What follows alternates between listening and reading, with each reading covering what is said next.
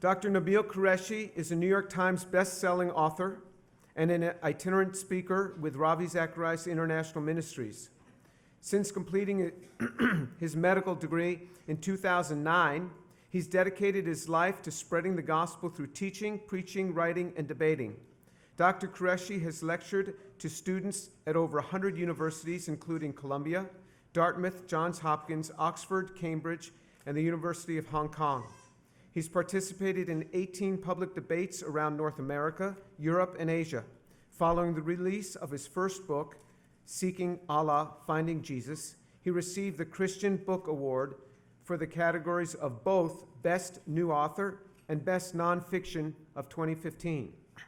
Dr. Qureshi focuses on the foundations of the Christian faith, ancient Judaism, early Islam, and the interface of science and religion. He's a medical doctor holding his MD from Eastern Virginia Medical School, an MA in Christian Apologetics from Biola University, an MA in Religion from Duke University. He took language and religion classes at Rice in 2012 to 2013 and was then admitted to the religion department at Rice to pursue his PhD. However, at the last minute, he declined the offer from Rice and went full-time with Ravi Zacharias International Ministries, concurrent with his attaining a Master's of Philosophy degree in Judaism and Christianity from Oxford University in the UK. He's currently pursuing a doctorate in New Testament studies at Oxford University. He's a busy guy, and there's a lot going on here. I've known Dr. Qureshi from the time he studied here at Rice, and what most impressed me about him is that he is a man dearly loved by many. He is a YouTube sensation, and his debates and lectures totaling well over 1 million views. He has a wife, Michelle, and a 1.5-year-old daughter, Aya. Something which Dr. Qureshi has been quite public about is that he returned to Houston in the summer of 2016 for treatment at MD Anderson Cancer Center after receiving the diagnosis of stage 4 stomach cancer with a projected survival period of 9 months and a 4% chance of recovery. He has completed all his rounds of chemotherapy, and he just completed his radiation therapy. He has thousands of concerned friends, YouTube followers, and readers of his books around the world that are praying for his recovery. So we're especially grateful that he would come here and be with us this evening. And so if you'd join me in welcoming Dr. Nabeel Qureshi.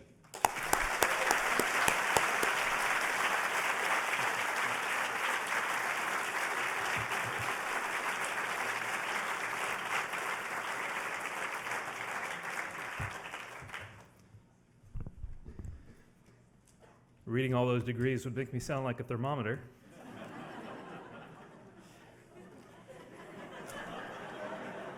They just kind of happened. I didn't intend for that. It was actually the passionate pursuit of truth that was really driving me in all of my studies. I started off studying medicine because at the age of 7, I remember being in the optometrist's office, and he had an eyeball sitting next to the desk where I was waiting, and it was showing the different layers of the retina, and I was just captivated. I thought, how in the world, given that there's 10 layers to a retina, are we able to detect light and also be able to distinguish images? And those images come into your brain upside down, your optical cortex, reverse them so that you can actually see them right way up. And that fact to me was just astounding. How does the human body work? How does the mind work? The physiology of it all was so complex and fascinating that from a very early age, I decided I want to study science mainly for the beauty of this world, to understand how this world works, and to understand how the human body works. I think the human body is perhaps the most beautiful thing in all of nature. And also, of course, I am Asian, so my parents were pushing me to become a doctor. It's just how it works. And so my desire mixed with their influence meant that I was going to go to medical school. In medical school, I began to ask some of the bigger questions. Actually, in college, I began to ask some of the bigger questions about life. Why are we here? What does it mean for us to have reason? What is our ultimate destiny? What is morality? And a lot of these questions, science could advise me on, but they wouldn't hold the ultimate answer. And so some of these questions come from theology. Now, at the time, of course, I was a devout Muslim. And so I came with the Islamic theological perspective. And on the sheer theistic plane, Islam and Christianity were quite close to one another. Both believe in an omnipotent, omnipresent, omniscient God who will judge mankind at the end of time a God to whom we can turn to in prayer, a God who commissions angels, demons are in the world as well, an afterlife, etc. Islam and Christianity are very close on this issue.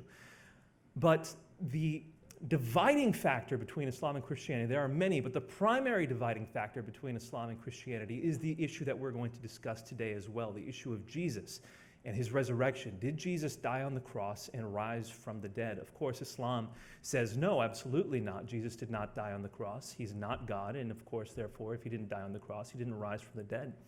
Christianity answers the question with a resounding yes. Jesus claimed to be God, and he died on the cross and rose from the dead to prove his claim to be God.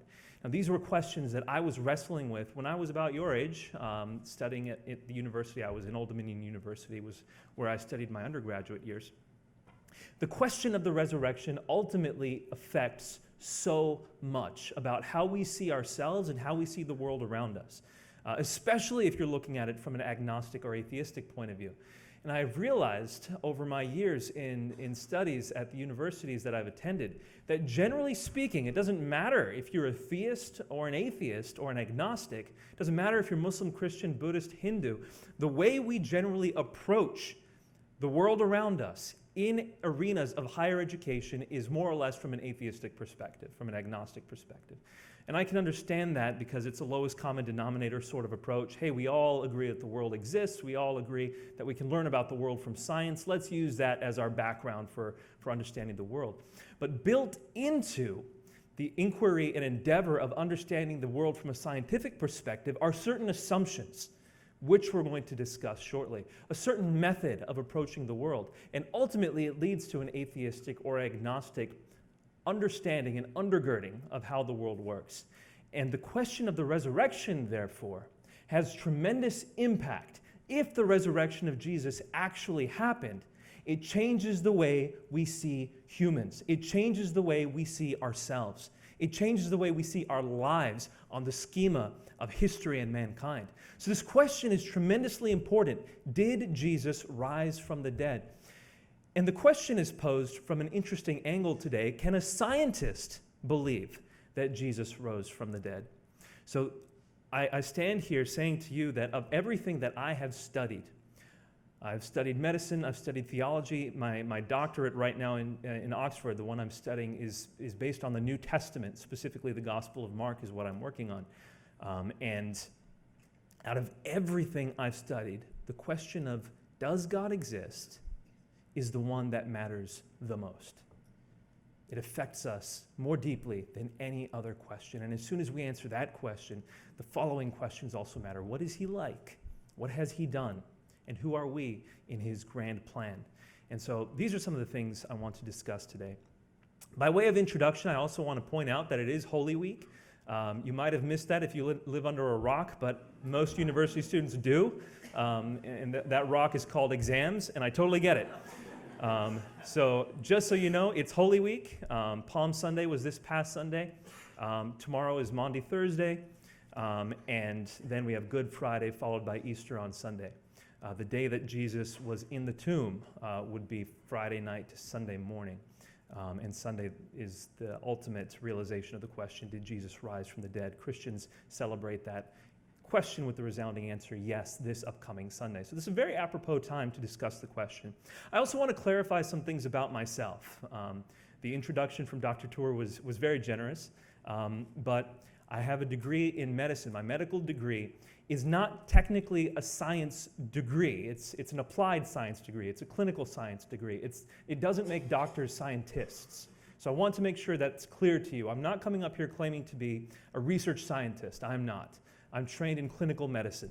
But in order to study clinical medicine, you have to stand on the shoulders of many scientists and their conclusions. You have to understand the scientific method. So I have interacted with that, and that is an expertise of mine to a smaller degree than a scientist's.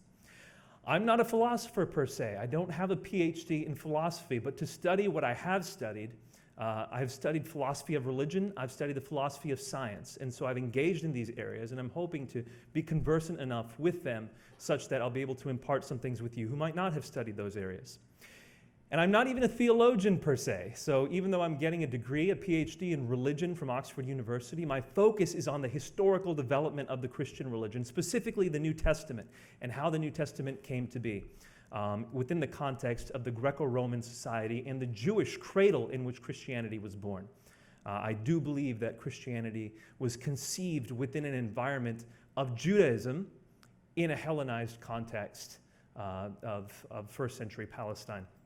So that is kind of my background. My expertise tonight is in the interdisciplinarity of these issues, that I've dabbled in all of them, I've gotten degrees in all of them, but I wouldn't call myself an expert theologian or philosopher or scientist. Are you with me on that? Just want to make sure that I don't set up any false expectations here. One last thing that I do want to say is I have tremendous respect for science and religion. A lot of people try to dichotomize science and religion, and I'm going to talk about that a little bit. But my interest in theology was born out of the same drive that gave me an interest in science, which is to understand the world around me, the beauty and the complexity of the world around me, and the reality of the world around me. The same drive led me to have a tremendous respect for both science and for religion, and that's where I'm coming from. To quote Alistair McGrath, both science and faith, when at their best, help us to make sense of who we are, why we are here, and what we ought to do. We need that rich vision not simply to exist, but to live. Alistair McGrath is the professor. He holds the chair of science and religion at Oxford University, and I had the privilege to study under him while I was at Oxford. Finally, as we get started, I feel compelled to pray. If you want to join me and pray, please do. If you don't, that's fine too. Just bear with us who do want to pray for just a moment as we ask God to be present today. God, I thank you so much for giving us eyes to see, ears to hear. God, even modern scientists with all their powerful discoveries and abilities to help people, medically speaking, cannot reproduce such a thing as a brain that functions, cannot take a mass of tissue and give it life, let alone conscientious life. And so, God, I just want to proclaim that you are. You are. And I'm so thankful for that. And I pray, God, that as we discuss these issues of life and science, that I would say nothing false, that I would say nothing in order to curry favor, but everything carefully and rigorously approached so that we can get to the matter of truth. And I pray that we would glorify you in all our discussions. I pray this in your name. Amen. Okay, so to start with the question then, we're looking at the topic science, God, resurrection. So there's a period after science, a period after God, and question mark with resurrection. But I find that the question begins with the very first word, science. Do we actually know what science is? And I say this both tongue-in-cheek, but also a little bit more deeper on the philosophical plane. As I was going through medical school, I remember we had classes on ethics longitudinally throughout the 4 years that I was in medical school. And we would discuss such questions as, can we put a price tag on life? Because the reality is, we have a certain number of dollars that we can spend in healthcare and a certain number of people to whom we can appropriate those dollars. How much money do we give to every person? Or in what condition do we give it to them? 90% of the money spent on healthcare in the United States is spent on the last 18 months of a person's life. Would it be ethical to say this person probably has less than 18 months to live? Let's not fund them so we can fund 9 times more other people in their efforts and endeavors to live. Is that an ethical approach? And the fact of the matter that I discovered as I was in medical school was people had no basis off which to even begin answering those questions, because those people who were studying medicine often had not studied ethics, had not studied philosophy, let alone the philosophy of science. There was just this underlying assumption that science was somehow the mode of receiving all truth in the world. That basically, if you could not understand it by science, it was not worth understanding. And then when they were approached with questions like these, ethical questions, they had no basis off which to even begin to answer them. And quite frankly, I would say that I would fall into that category as well, were it not for the fact that I had to interact with others who pushed me to understand the bases of this question. So Samir Okasha, who's a professor at York University, has said this, quote, "Something quite like science worship is a genuine feature of the intellectual landscape." And this is what has given rise to the new atheism that we see in the academic circles around us. Also at Oxford University, I frequently saw Richard Dawkins biking down the street with his helmet. It was rather cute, I would say, just him on his little bike biking down the street. Like, oh, that's Richard Dawkins. His area of science, and also Daniel Dennett and Sam Harris, etc., the new atheists, tend to capitalize on the notion that no knowledge is true knowledge apart from scientific knowledge. But is that necessarily true? And I would argue that it's obvious that is not true. For the vast majority of us who saw the recent comments about the Holocaust in the news recently, the Holocaust centers and all that, I'm not going to go into the politics of that all, we would all agree that the Holocaust was abhorrent, was perhaps one of the worst events in all of human history, plumbing the depths of human depravity. But none of those statements can we affirm or assert from a scientific perspective. Absolutely none. You can't use science to say the Holocaust was wrong. In fact, it was science that people were using within the Nazi legislation to argue that the Holocaust was right. Science based on the eugenics movement, saying that in order for humanity to advance, we need to weed out weaker members of society. Who are weaker members of society? The Jews were argued as some of those. And of course, the Holocaust wasn't just directed at Jews, but tremendously so. And Jews were singled out as people who showed the weakness of mankind, as opposed to, of course, the Aryan race, which is the stronger form of mankind. So let's weed out the weak in order to advance the strong. Because the enterprise of mankind is to survive, to evolve. Therefore, let's weed out the weak for the sake of the strong. A very quick and crude generalization, of course, of the eugenics movement. I apologize for having to make it so short, but that is at least how the Nazis saw the eugenics movement, and they were using that information in order to capitalize and to defend the Holocaust. You cannot use science to answer questions of ethics. And yet, we see people saying that the only knowledge worth having is the knowledge based on science. No, science has its limitations. But unfortunately, because of this prevailing understanding, as Professor Okasha says, that science is almost worthy of being worshipped in the intellectual arena, people don't answer the questions specifically about the extents and limitations of science. What is science? How do we even define what science is? Philosophers of science have tremendous difficulty answering that question. So, what is science? I pose the question to you tonight. And generally speaking, people might try to categorize things, and they'll say, well, biology is science, and physics is science, and astronomy is science. And I would say, yes, those are instances of science, but what is science? What is the principle that binds all of these individual fields of study together? And you'll also have people who would argue for certain forms of science that others would not, such as social sciences. Is anthropology a science? Anthropologists would want to say yes. Whereas people in the hard scientists would say no. Cognitive sciences, are those hard sciences? You have people who disagree on that. History, the historical study of the past. You're trying to explain data using models to the best explanation, inference to best explanation. Exactly what science does, but is history a scientific enterprise? Most people would say no. So how can we define what science is? It's extremely difficult when we start getting down to it. Are we going to say that science is an attempt to understand the world? Well, so is religion. Religion is an attempt to understand the world. So are the arts. So is poetry. So the arts are trying to do the exact same thing, but no one would argue, generally speaking, that the arts are a science. Is it a particular method of investigating the world? Is science that which involves experimentation? Most people would say yes, but there are fields of accepted science, such as astronomy, that are not experimental, they are observational.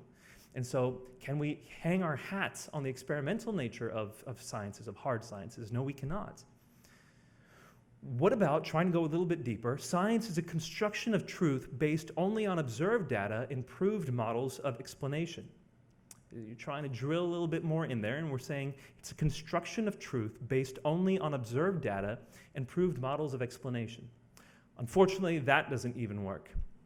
The definition of observation, and we know observation is critical to science, but the definition of observation is even a difficult one within the bounds of science. So for example, can using an instrument be a part of observation?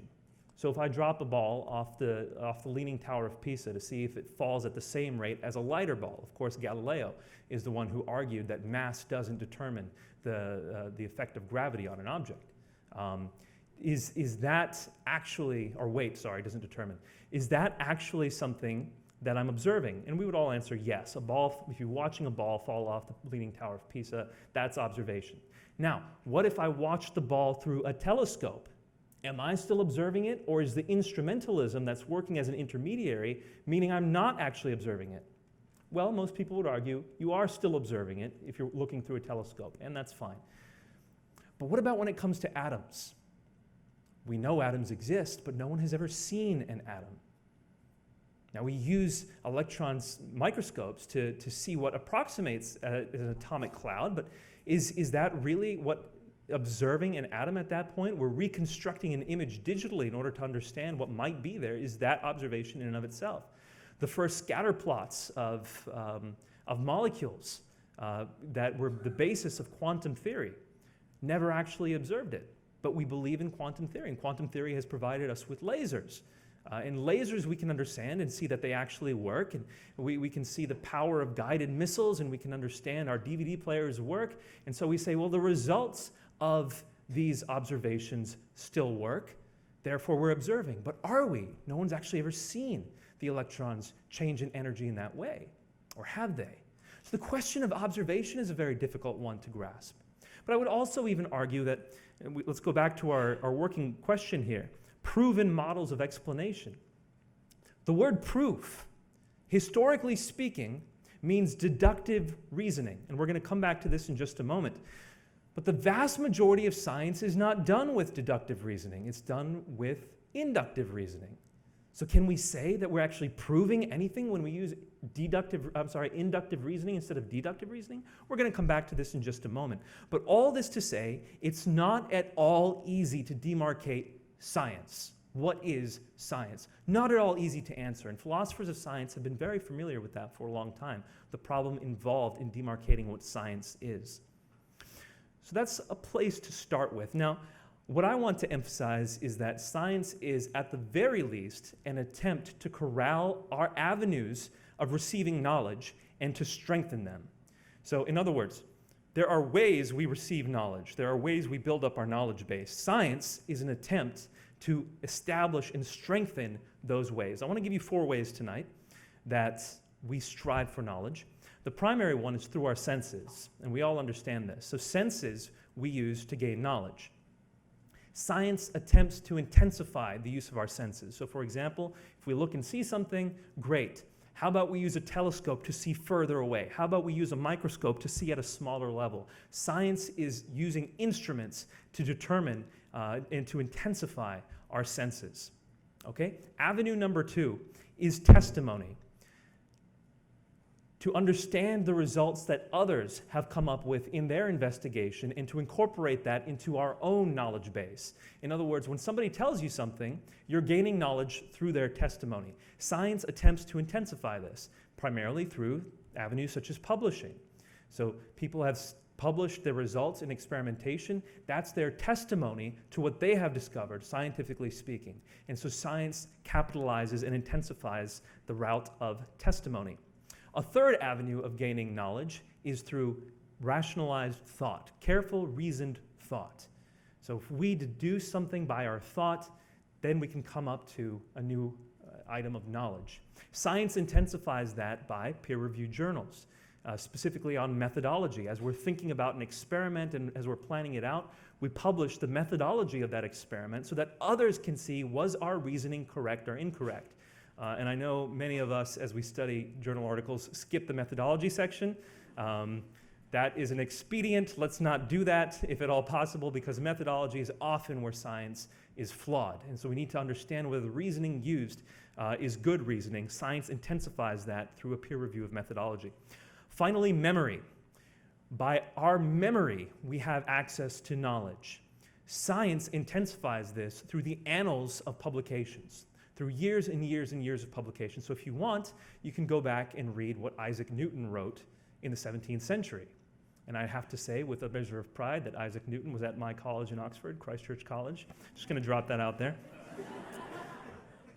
But memory is also a component. So senses, testimony, thought, and memory, the four avenues through which we receive knowledge, are intensified by science. That's what science is attempting to do, is to intensify and make more reliable our normal avenues of receiving knowledge. So it's not something magical, it's not something separate, it's not something so different and disparate from our normal avenues of receiving knowledge that it can be considered on a pedestal of its own. Scientism, which we'll be talking about in a moment, tries to dichotomize science from all other avenues of receiving knowledge, but it's not that different. It's just an intensified and an attempt to defend that knowledge that we attain through normal avenues. But out of these ways of intensifying our knowledge acquisition come some of the bases of the scientific method. And two in particular that I want to discuss today are testable hypotheses and reproducible results. In order to be actually following the scientific method, especially in the experimental realms of scientific inquiry, you need to have a testable hypothesis and you need to have reproducible results. So within the chemistry lab, you're going to try to test your hypothesis, and the results need to be able to be reproduced, not just by you, but by other people who studied it as well. Given these parameters, now I want us to understand the moment you add parameters, they might be good parameters, but the moment you add parameters to a method, you are limiting what that method is useful for. All of a sudden, you can't answer certain questions. In this case, there has to be something that's reproducible in a lab. In a lab, that means it has to have a closed system. You can't have an open system, otherwise the results might not be reproducible. So you have to have a closed system. The questions about God in the universe automatically imply an open system. If you're talking about the universe itself, apart from God, you have a closed system. But the moment you ask the question about the creator of the universe, you have something outside the system that you're taking into account. Science has difficulty answering that because it's no longer falling within the parameters in which science investigates. Are you with me so far? That was a lackadaisical nod, but I'll go with it. I will take it. So the questions that science then engages in are of a limited kind, and we're going to come back to this in just a moment. Let's move on to the next topic, science and faith. Now that we have attempted to define what science is more accurately, we've actually discussed some of the problems with defining science.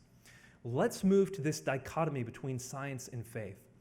Oftentimes, people assume, when they're looking at science and faith, that science is something that is well understood, well grasped, and is the pedestal, the apex of knowledge. And faith is something that you believe when you have no reason to believe it. That's often how faith is caricatured. Whereas in reality, we've just discussed how science is not this immovable, obvious object that we use. It's a little bit more fuzzy than that. And faith, well, faith is actually a part of science. And what do I mean by this? All right, let's look at the different ways faith are often defined. Now, the new atheists tend to define faith as something that you have no reason in and of itself to believe. You just believe it. Generally on authority, you take information that's given to you and you believe it. So for example, I believe what the Bible says. Why do you believe what the Bible says? Because the Bible says it and I have made the Bible my authority. The new atheists would characterize this as a form of faith, as the primary form of faith. A secondary definition, so let's call that first definition of faith blind faith. A secondary approach to faith I would call inference based on evidence. In other words, you have a body of evidence that leads you to conclude that there's a likely or probable understanding of something else. And because of the body of evidence you have, you can conclude on inductively usually, on something else. So for example, I just flew back from Malaysia a few days ago. I just got back in on Friday. When I got on the plane, I can guarantee you I did not examine the plane. I did not check out the wings to see if there was structural integrity. I did not check out the landing gear to see if it worked. I didn't go to the pilot and do a breathalyzer test to see if he was sober. None of those things did I do. But I believed that plane would get me back to the United States. I had enough faith in the airline that the airline was doing those things, that I could just blithely walk onto the plane and stake my life on the fact that I will be coming back. Interestingly, it was Malaysian Airlines, so I'm not sure if I should have. Too soon? Probably shouldn't have said that. All the same, I trusted Malaysian Airlines well enough that I believed they had done the background work. Now, is that foolish? Is it foolish to walk onto a plane where you have tested none of the gear itself, none of the pilots themselves, none of the protocol? You don't even know what it is, yet you walk onto that plane. Why? Because the vast majority of planes that take off, come back, and do not crash, do not go missing, the vast majority do not. And so you're staking your life on the faith that you have in that airline. Is that foolish? And I would answer, obviously not. That's how we work almost all of our decisions in life. When you get onto the highway, you know that there have been accidents on the highway. You know that people die. In fact, more people die in vehicle collisions than do in airplane accidents. Yet, we get on the highway anyway, believing we're going to make it to where we want to go. This is faith. Truly, it is faith based on the experiences that we've had. You have no inherent reason to believe that that specific trip will work out. It hasn't happened yet. On the scientific level, even the fact that the sun is going to rise the next day cannot be scientifically proven. You can believe that it's going to happen because every previous day the sun has risen. You can believe because of the laws of physics that they will continue to work the way they have always worked, but you have no inherent reason to believe that apart from inductive reasoning. And the very notion of all of science is deductive reasoning, is proof, is flawed. The vast majority of science is not deductive reasoning. So, when I get on an airplane, I have good reason to have faith in that airplane company. To make it a little bit more personal, when we're deciding who to marry, we will say that I have a faithful wife or I have a faithful husband. Now, my wife isn't in the room right now. I have no idea what she's doing. No clue. But I have faith in her. Why? Because I know her character. I've seen her character. I've seen her for years and years. I understand what she's like, and given that I know what she's like in personal context, I can have faith in who she is. And it's not a poor assumption to have that faith. And so we operate in terms of faith on our daily life. We choose the most important person to walk through life with based on faith in who they are, who their character is. Now, let's turn back to science. Do we use blind faith when it comes to science? And the answer is yes. The vast majority of us and our scientific knowledge, even if you are a scientist, the vast majority of knowledge that you have in science was gained simply by trusting authorities in the field of science. Most of us believe in the planets in the solar system. Pluto is kind of an issue. We'll leave Pluto out of it. But the rest of the planets, we believe that they're planets. Most of us have not looked through a telescope to see those planets. We've had no evidence of our own. We believe the scientists and the astronomers who say that they're there based on their authority, based on the consensus of the people around us. But we just have blind faith in those people. So blind faith, especially when we're growing up as children learning these things, when you were learning about the solar system as a child, you didn't even rationally think, okay, well, these people have reputations that are on the line, therefore they wouldn't lie. You didn't think any of that. They just said, there's 9 planets. And you're like, okay, there's 9 planets. That's how we gain most of our knowledge. Most of us have not seen an atom. Most of us have not determined for ourselves biochemical pathways. Dr. Tour, of course, you're the exception, along with others studying under him, but most of us haven't seen it for ourselves. And yet, in medical school, I sat down and memorized pathway after pathway after pathway in order to understand the processes of medicine and human physiology. But we haven't seen it for ourselves. We're just believing it on blind faith. I don't even know the guys who wrote the textbook, and yet I believed them. And that's how we approach science for the most part. So blind faith is a large part of our scientific base of knowledge. But more importantly, I would say inference based on evidence, that form of faith is also a large part of science. What do I mean by this? Let's talk about inductive reasoning. Every case of sickle cell anemia that's been studied at the genetic level has been determined to be present due to a single point mutation. Okay, a single point mutation leads to sickle cell anemia in every case that's been studied.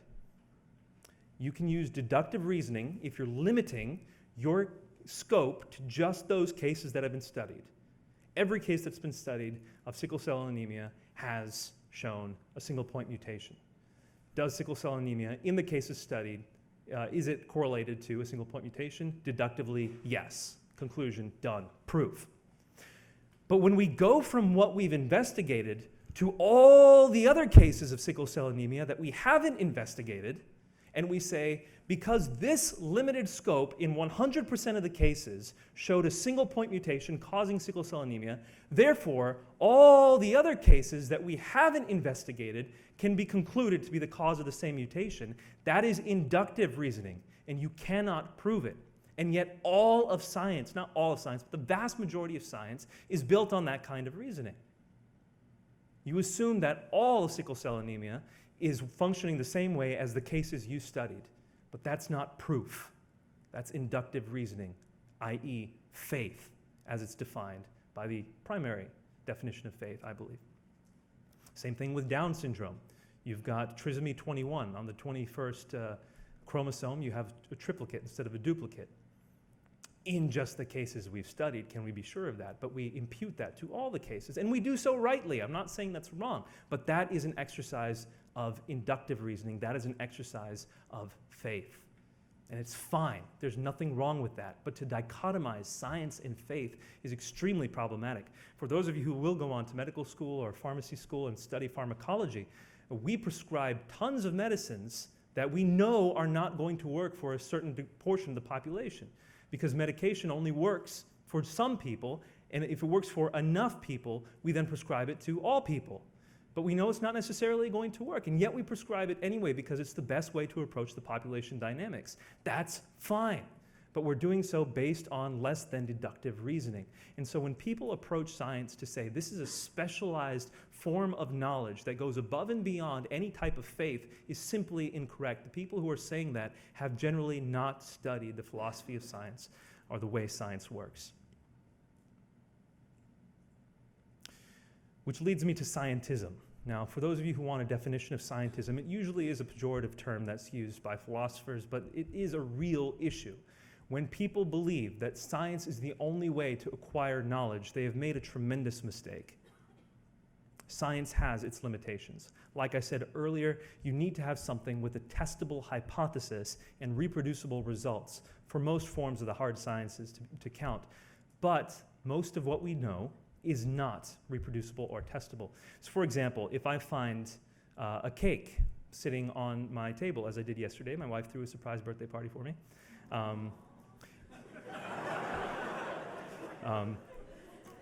If I find a cake saying, "I love you," written on a table, I can tell you the exact processes by which that cake was baked. I can tell you about flour, I can tell you about the water, I can tell you about the heat, I can tell you about the frosting and how it works chemically, and the sugars and how they break down. I can tell you about all that. But I cannot use science to tell you that my wife actually loves me. Science will not give me that answer. Also, there are certain questions, and this was posed pretty well by Rhodes, who was the president of Cornell University from 1977 to 1995. He gave a fascinating example. He said, if you ask the question, why is that kettle of water boiling? We can answer it by saying, well, there's a fire underneath the kettle that's causing energy to be transferred to the water. The water is undergoing a phase change. That phase change then causes the steam to come out of the kettle and to make this whistling sound, and we know the kettle is boiling. You can answer the question that way, or you can say, I wanted a cup of tea. You can answer the question both ways, and here's what Rhodes says. These are different answers, but both are true. Both are complementary and not competitive. One is appropriate within a particular frame of reference, the other within another frame of reference. There is a sense in which each is incomplete without the other. One is a scientific answer, and one is an answer about personal agency. You need really to have both in order to understand the reality of the question. So, I posit that science invites supplementation. It has its own limits, it has its own extents, it is extremely useful, but it invites supplementation because it can only answer certain kinds of questions. And the other questions, honestly, are the ones that drive us a lot more. So we're talking about, like I said, ethics or love. Science cannot answer those questions, but neither can it answer questions of, for example, history. Do we know that Caesar crossed the Rubicon? Of course, a touchstone event in the history of the Roman Empire. But can we be sure it happened? Science cannot answer that question for us. It's not something that's testable in a lab or reproducible. It happened once.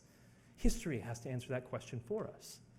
Now, is there a historical method that we can use to strengthen and intensify our ability to acquire knowledge, much like science does so in the testable realm of experiments? Can history have a method which helps us understand the reality of history and whether or not certain testimony is likely to be true? Can we apply that method to another question? Did Jesus rise from the dead? The question we're going to discuss today. Now, before we get to that question in particular, I want to discuss the question of God now. We talked about science, and I would say God also enters the picture of science to a certain degree. Now, I would go into a discussion of intelligent design right now, but it's actually very controversial, and so I would leave that to people who are much more versed in the intelligent design movement. Instead, what I'm going to focus on is where God inevitably bumps up in the issue of science as we try to investigate science. Now, when we talk about certain things, so if I were to drop this water bottle onto the ground, without the cap on, the water would spill.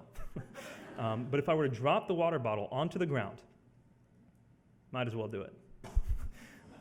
Drop the water bottle. I can say, because of a pre-existing law of gravity, which applies generally speaking, this specific instance of a bottle of water was subject to that law of gravity. If you have two bodies with mass, they are drawn to each other proportional to the distance in between them. Fine, we can understand that. But where does the law of gravity come from? Where does that general law come from, this natural law? Isaac Newton never made an effort to answer the question. And we're going to have, if we did try to answer that question, why does this law apply the way it does? If we do try to answer that question, then we're going to have another general law which explains the instance of the law of gravity, and then we're going to have another question asked. Where does that general law come from? And ultimately in science, you're going to have an infinite regress. You're going to have an ultimate beginning. Where did all of this come from? And that's the question that a lot of scientists have been trying to chase down, but it's an extremely difficult one to answer. And we haven't had any success really in trying to answer it. Long story short, there must be a beginning. There must be a beginning unless you're going to have an infinite regress. Now, for a long time, scientists were trying to argue for an infinite age of the universe, that there was no origin to the universe. Of course, we discovered redshift in the mid-20th century, and we realized that objects within the universe are expanding from each other at a certain rate, expanding away from one another at a certain rate. Therefore, there was a singularity from which the universe began. That, of course, is called the Big Bang. Now, the moment the Big Bang was elaborated within science, many scientists pushed back against it very starkly because of the same reason scientists are pushing back against intelligent design. They were saying this is an attempt to smuggle God into science through the back door. Specifically speaking, I'll quote John Maddox. Now, John Maddox was the editor of Nature magazine. Nature magazine is probably one of the most prominent magazines in scientific study, even today. I believe Dr. Tour said he was just recently approved for an article in Nature magazine. And so Nature is high up there. John Maddox is the editor of Nature magazine. Here's what he had to say. He published an article called Down with the Big Bang. Why?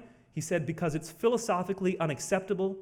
The origin of the Big Bang is not susceptible to discussion because creationists will have ample justification in the doctrine of the Big Bang. In other words, if we argue for a Big Bang, says the editor of Nature magazine, then we're arguing for the existence of God. Because you have a beginning. And if you have a beginning, someone had to start the beginning. Something had to be the cause. Everything that begins has a cause. And this is also known as the Kalam cosmological argument in the realm of philosophy. But everything that begins to exist has a cause. Only things which never began to exist do not have a cause. Well, if the universe began to exist, that means the universe has a cause. And we might as well call that cause God. That's what John Maddox is arguing, who of course is an atheist. And that's what a lot of creationist philosophers would argue as well. Now, to give just another quick look to this, at the beginning of the Big Bang, at the beginning of the universe, you would have exploding into existence from the singularity, time, space, and energy/matter. All exploding into existence from the single point. Time, space, and energy/matter. The thing that caused the universe to come into existence, whatever you call it, would therefore have to be outside time, i.e. eternal. It would have to be outside space, i.e. omnipresent. It would have to be outside energy/matter, i.e. omnipotent. So the very fact that a Big Bang happened, as was noticed by people like John Maddox, leads to the conclusion that there is an omnipresent, eternal, omnipotent creator of the universe, whom we might as well call God. So usually within the realm of science, this is where God crops up. Another place where God crops up, where I think he should not, is when people have no explanation for certain phenomena and they say, therefore, it must be God. That is what a lot of the new atheists point out as saying this is a God of the gaps argument. You say, well, since you can't explain it, you're just putting God into the gaps. And we've explained many things without God. We've explained many of these gaps, and we will explain future gaps without God as well. Fair enough, but notice what you're doing when you say that. You're saying you have faith in science. I have faith that science will explain these gaps. I have faith in science. That's fine. You can have faith in science. Science has accomplished much. It has told us much. You're allowed to have faith in it, but notice that's what you're doing. I'm not arguing that God of the gaps argument tonight. I'm simply pointing out that when you have science and God interacting, where it becomes most problematic is here at the beginning of things. God seems to be often present latently behind these phenomena. One place that I would think is very interesting, and people often point to this as a God of the gaps argument, but it is a fascinating one, is the origin of life. The origin of life is a very hard one to explain, an extremely hard one to explain. All the models that have been used have been shown to be problematic. We're still working out models, and who knows? Maybe scientists will someday come up with a viable explanation to the origin of life. But as for now, no such explanation exists. The attempts to produce them have failed, by and large, quite spectacularly. One last thing I want to cover before we turn to the history of the historical evidence for the resurrection of Jesus is also miraculous phenomena. Now, many people assume that miracles don't happen, and a lot of this is built into Hume's approach to reality, and Hume has a lot to do with what we've been talking about tonight, by the way. But Hume argues that miracles simply don't happen. If they did, people would know about them more. I have, in my own anecdotal experience, asked a variety of crowds to show, with a show of hands, how many people have experienced a miracle. And generally speaking, 1/3 of the audience will raise their hand, no matter the audience. Hey, let's try this right now. Don't disprove me here just for the sake of disproving me. But how many of you would say, honestly, that you've experienced a miracle? If you take a look around you, Hume's primary argument that people have not experienced miracles fails. The universal experience of mankind is that people have. Now, were they actually experiencing one or not doesn't enter into Hume's equation. He's saying people simply don't see it, don't even think they see it. Whereas the vast majority of people in history do claim to have seen miracles. Whether they're right or not does not enter into Hume's equation. He's just saying they don't. But the reality is they do. And they do crop up quite frequently. Now, I can give you many examples of miracles anecdotally from lives of people I know. I can give you one from my own life. But I'll give you one from a friend of mine who was praying for healing. Her name is Christina, and she was praying for healing because her parents had a ministry of healing, and the Bible talks a lot about healing, and she wanted to start engaging in this. And so she had just attended a training session on healing, and the exercise was go out and start praying for people who need healing. And if those people actually are healed, bring them to give their testimony. And so she started asking people who needed healing. And one woman said, I cannot hear out of my right ear. So Christina says to the woman, do you mind if I pray for you? And the woman says, not at all. Christina prays for this woman's right ear. Hearing is restored to her ear. And she said, would you come and share this testimony? The woman came and shared the testimony with the church at large.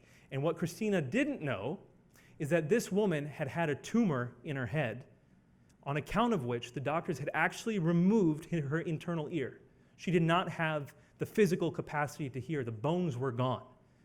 And yet this woman was able to hear once again. Now, anecdotal story from my friend Christina. Do you want to believe it? You don't have to. Totally fine. I could be making it up. She could be making it up. Totally fine. Don't believe it. What about documented miracles, though? Down the street, we have a church called Lakewood Church. Joel Osteen is the pastor of that church. His mother is named Dodie Osteen.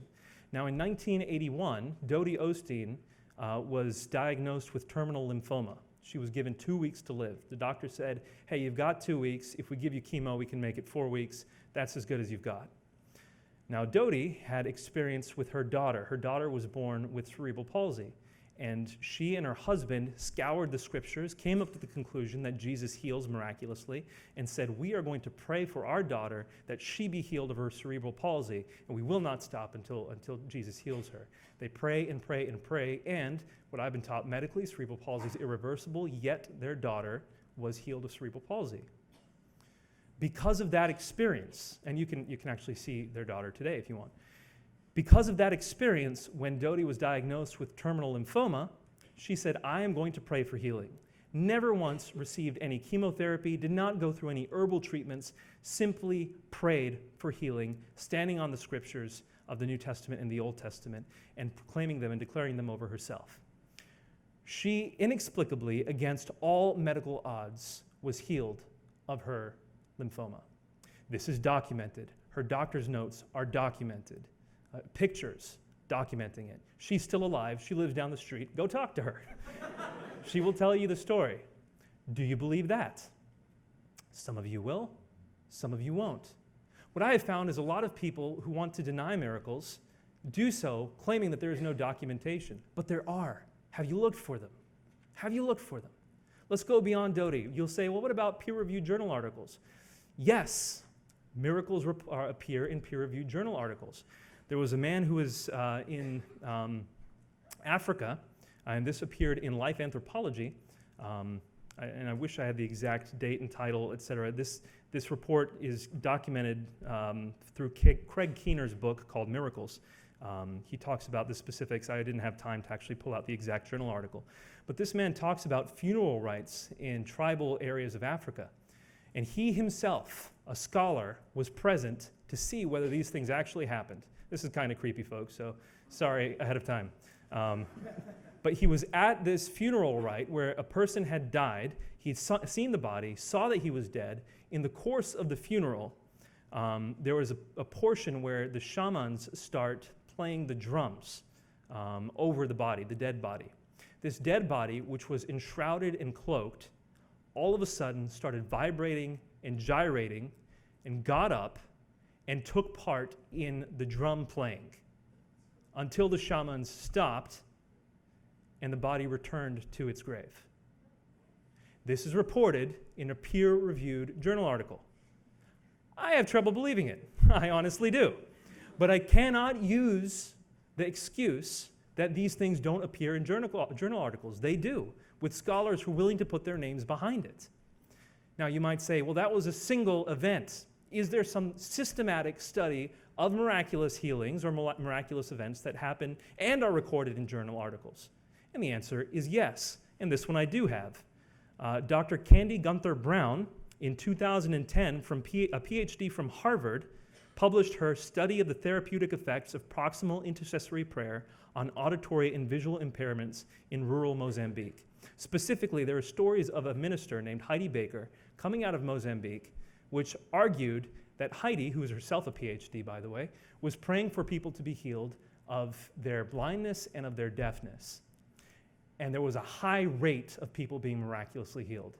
So Candy Gunther Brown from PhD goes to study to see, is this testable? She takes meters to test people's hearing. She takes instruments to test people's vision before they get prayed for and after they get prayed for. And she determines that, yes, there are healings that are happening through prayer. Multiple healings happening through prayer, recorded by a scholar in a peer-reviewed journal article, this scholar being graduated from Harvard. By the way, Heidi Baker is still in Mozambique. You can go and see what she's doing today if you'd like. You can talk to Dr. Candy Gunther Brown and see if her story holds water. The vast majority of people who deny miracles do so without having looked at any of this and just assuming that they don't happen. So the reality is, if you actually take a look at it, there's plenty of good reason to believe that miracles happen today if you take scientific inquiry into account. If you don't, if you presuppose that this doesn't happen, then of course no amount of evidence could ever convince you. But if you're looking for evidence, it's there. So when we turn this question then, the question of something happening anomalously, to the question of, well, does that make it a miracle? Does this therefore mean we've had a miracle? I want to consider a context briefly, and then we'll begin to move on to the resurrection of Jesus and wrap up. Let's say that a blind man is rummaging through his cabinet, and he drops a jar of oil on his head, and all of a sudden, he can see. Should we call this anomaly a miracle? And I would argue, no, we shouldn't. Something happened. Maybe the knocking of his head caused something to shift in his visual cortex, and all of a sudden he can see again. Quite possible. I wouldn't call just the restoration of sight because of oil falling on his head to be a miracle. Now, let's say the same blind man was praying, as he often does. And he's praying, and he says in his prayer that he wants to be healed of his blindness. And for the first time, he hears something. And he hears the words, "Go 5 blocks down to such and such an address and knock on the door there, and you will find someone who will pray for you and restore your healing, restore your vision." Let's say the blind man gets past the fact that he's hearing someone speak to him and then decides he's going to give it a shot. Goes, finds his way to 5 blocks down, knocks on the door, but before he's able to say anything to the person who opens, the person inside says, "We were just having a Bible study, and a word came to us that a blind man was being sent to us, and we were to anoint his head with oil, and he was to receive his healing. We believe that you are an answer to that prayer. Come in." The man comes in, sits down, oil is poured on his head, and all of a sudden, his vision is restored to him. In that context, again, both of these contexts are hypothetical, but in that hypothetical context, would I say a miracle has happened? And I would argue, absolutely. The context is charged with religious expectation such that we can expect an anomalous event to be a miracle. The first one, no.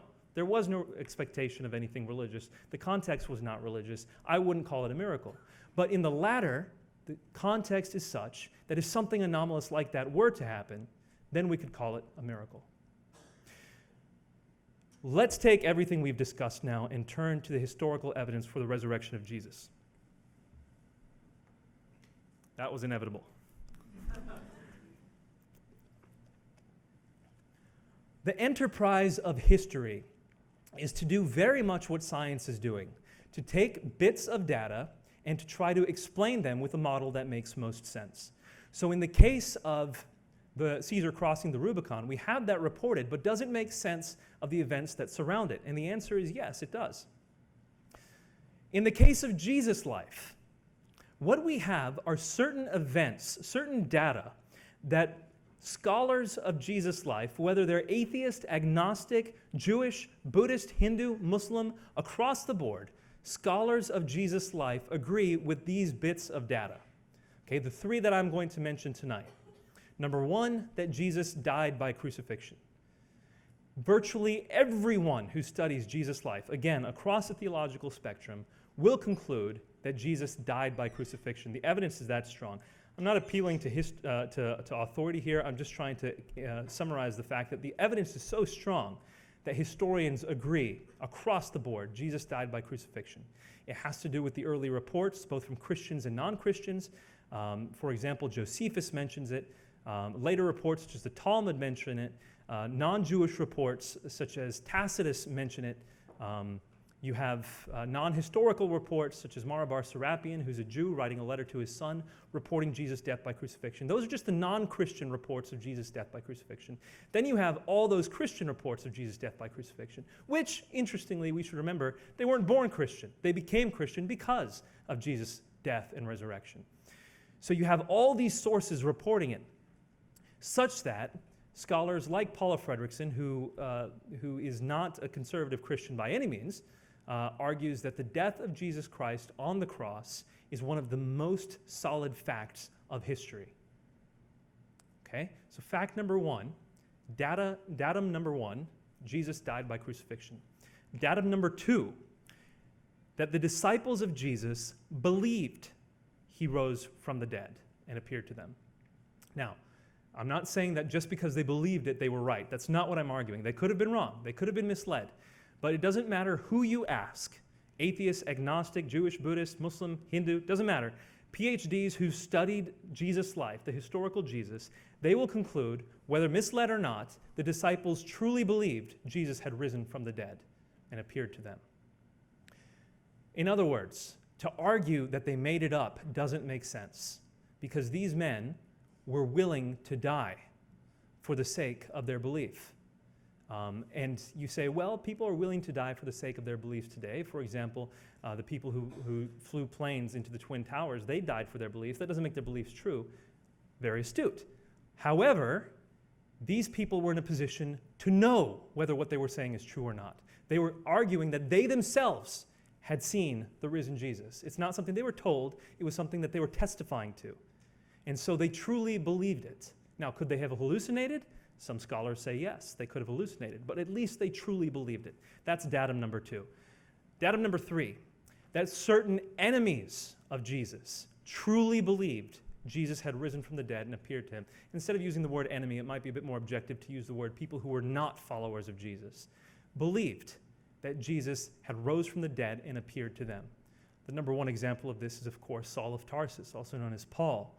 Paul, who was persecuting Christians, who was voting for their execution at times, all of a sudden became a Christian to the point where he was willing to be killed. He was beheaded for his proclamation that Jesus had risen from the dead.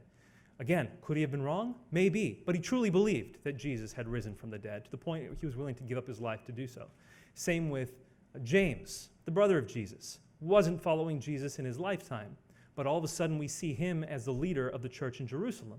Why? Once again, the resurrection of Jesus is the argument. It was because he believed Jesus raised, he himself was willing to die, and he was killed as leader of the church in Jerusalem. So, what do we have? We have three historical bits of data that Jesus died on the cross, disciples of Jesus believed he had risen from the dead, and those who did not follow Jesus believed he had risen from the dead. Now, the job of the historian is to explain these three pieces of data with the best explanation possible, much like scientists try to explain their data with the best explanation possible. How is it that we can explain this? What is argued by scholar Gary Habermas and Michael Licona. Michael Licona is actually a professor at HBU just down the street if you want to talk to him at some point. What they argue is that no naturalistic hypothesis accounts for these 3 points of data well. So what is the primary naturalistic hypothesis used to argue that Jesus did not rise, that the disciples believed that he had risen from the dead, that Jesus actually died on the cross? The 3 points of data. What is the primary naturalistic explanation? That the disciples hallucinated. The primary explanation that non-Christians give, scholars who study Jesus' life, is that the disciples hallucinated the return of Jesus. We know that there are phenomena when a dearly beloved one dies, people think that they have appeared to them. It happens, it's true. So the argument is this is what happened to the disciples. Well, the problem is there is no example of a mass hallucination. Now, there are examples of mass illusions where people see something and misinterpret it, but there's no example of a mass hallucination where people see nothing and misinterpret it as the risen Jesus or of something else in particular. That is a problem with this view, but the bigger problem is that it doesn't explain the bit of datum that the enemies of Jesus, or people who didn't follow Jesus, also believed he had risen from the dead. What reason would Paul have to hallucinate the risen Jesus, thereby giving up everything that he ever acquired as being a student of Gamaliel, a top Jewish Pharisee? He had to give up everything. Why? Why would he hallucinate the risen Jesus? There is no naturalistic phenomenon to explain this. And so the argument that his resurrection was hallucinated by the disciples simply doesn't fit, because you had others who argued the same thing. Another common explanation of what happened to Jesus from a naturalistic perspective is that he never died on the cross at all. People will say, well, he didn't actually die on the cross. Therefore, when he appeared risen, it was actually just him having survived the cross. But once again, remember fact number one. Almost all the people who study Jesus' life conclude he died by crucifixion. The evidence is so strong. Just the process of crucifixion and how it works is extremely thorough. Nobody is ever in recorded history accounted as having survived a full Roman crucifixion. No one. There was a crucifixion that was interrupted in which 2 out of the 3 people still died, but no example of a full Roman crucifixion where anyone ever survived. So this doesn't accord with the evidence we have of crucifixions. Also doesn't accord with the testimony we have from multiple sources that he did die. So it doesn't fit. You start getting to interesting alternative hypotheses after that. Jesus had a twin who, after he was killed, came back and usurped power. We're pulling it a bit. That a super powerful alien came and made himself look like Jesus. Okay, really? That has been proposed, by the way. So we start getting to less and less likely scenarios in order to try to explain how it could be that Jesus did not rise from the dead. But when you take account of the data and you don't impose upon them naturalistic presuppositions, you just say, hey, Jesus died, and then people, both followers and non-followers, believed he had risen and appeared to them, so much so that they were willing to die for that belief. The best explanation is not hallucination. It's not that he survived the crucifixion. It's not a powerful super alien or his hidden twin brother. It's that he actually did rise from the dead. Now, I have seen in my studies that generally speaking, scholars of the New Testament and of the historical Jesus refuse to give an explanation of what happened. They'll say, we do not know what happened to Jesus. We don't know why all of a sudden people started preaching the risen Jesus. We cannot know. The only explanation that we could provide is that Jesus rose from the dead, but that would bring a miracle into the equation, and we as historians cannot argue for a miracle. I would say that's problematic. That's assuming a naturalistic worldview. We cannot do that as historians. We cannot presuppose a naturalistic worldview. Once again, if an environment and a context is charged with religious expectation, as it was in Jesus' case, it goes against the grain to presuppose a naturalistic worldview. It's not called for. And when we leave our options open, the best explanation of what happened to Jesus, according to a historical investigation, not to a theological one, not to an argument a priori that the Bible's reliable, therefore I believe what it says, but historically rigorous investigation of the events surrounding Jesus' death, the best conclusion we can have is that he rose from the dead. I saw this when I was a Muslim, and it would go against the grain of everything I had. My family, my religious heritage, my social context, everything in order for me to believe it. But the evidence was so strong that unless I wanted to go against the evidence for reasons that aren't intellectual, that aren't historical, then I had to accept the evidence where it pointed to. I would argue that is the inquiry of science, and that is the inquiry of faith when properly performed. And so for me, at great personal cost, I accepted the Christian message that Jesus died on the cross and rose from the dead based on the evidence before me. I can tell you this now.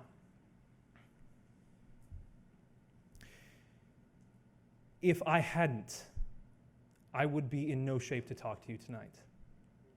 If I didn't have excellent reason to believe that there is a life beyond this one, that this is not the end, there is more that is to come. This is in fact not even the beginning.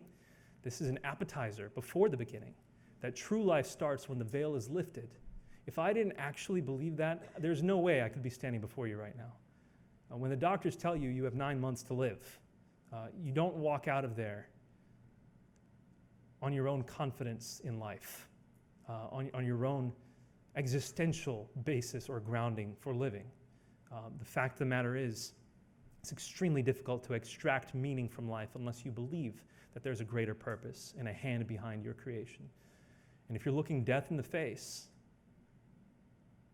and you know, because of reason, not because of blind faith, but because of reason, that there's more to life, then you can look death in the face with confidence. And that's where I am. I believe that miracles happen because I've studied it historically, I've studied it in journal articles, and it's happened to me personally. I believe in Jesus Christ of Nazareth risen from the dead because history points to it, people testify to it, and their reasoning is sound. And I believe that the end is not going to come for any of us, that all of us have eternal life. Now, what happens in that eternal life is something that we need to turn to Jesus to understand. If he truly did rise from the dead after claiming to be God, then we need to see what he has to say about what's going to happen to us in the afterlife, and we need to heed what he has to say. But I would tell you that there is hope, even in the face of death, and that's why I'm here to tell you that the evidence for the resurrection is so strong that once a scientist recognizes the limits of science and understands that science and faith are not at odds but work hand in hand, even a scientist can and should conclude that Jesus has risen from the dead. Thank you.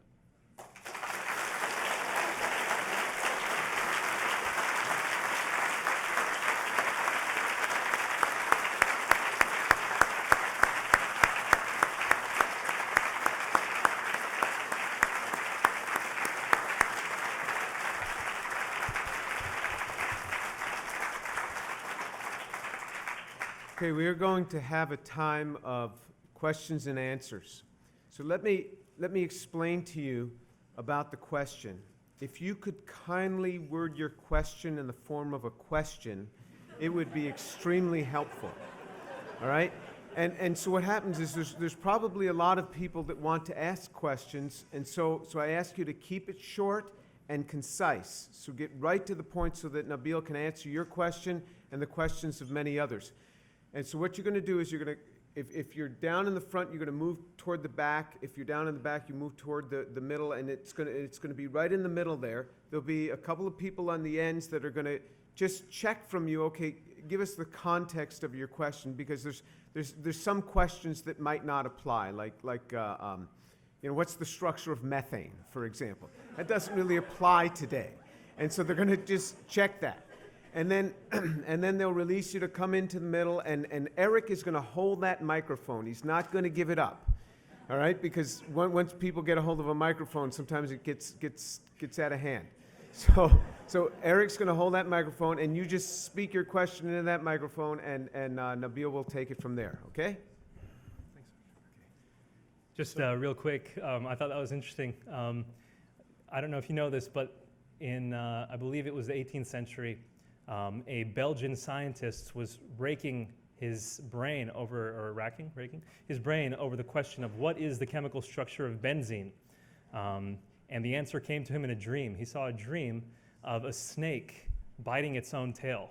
And he was like, wait a minute, this is a circular structure. It's a ring structure. That's the one, Kekulé, thank you. So we have confirmation.